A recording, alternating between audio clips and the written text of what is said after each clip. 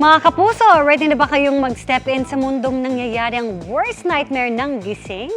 Bago mapanood sa July 30 sa big screen, the horror feels is catching sa black carpet premiere night ng pelikulang P77 starring Barbie Forteza. Makichika tayo live kay Aubrey Carampel. Aubrey?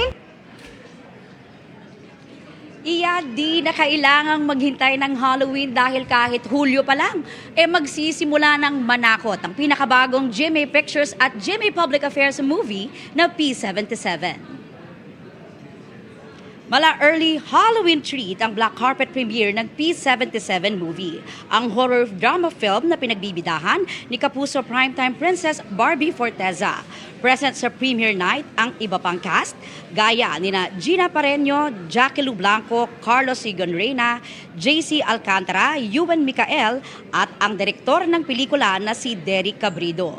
Present din si GMA Pictures Executive Vice President and GMA Public Affairs Senior Vice President Nessa Valdelion. Dumating din ang Kapuso Award-winning hosts na sina Jessica Soho at Atom Araulio. Gayon din ang PBB Celebrity Collab Edition housemates. Sa pelikula, gumaganap si Barbie bilang si Luna na hinar bilang cleaner sa isang penthouse na puno ng misteryo.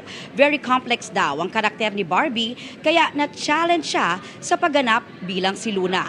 Narito ang ating panayam sa bida ng P77 na si Barbie Forteza.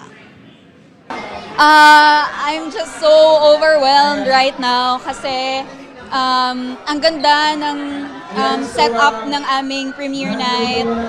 Pinagkaabalahan talaga and ang daming tao. I'm so happy. Ang dami kong friends, ang daming guests na kahit bumabagyo nandito tonight para mapanood ng P77.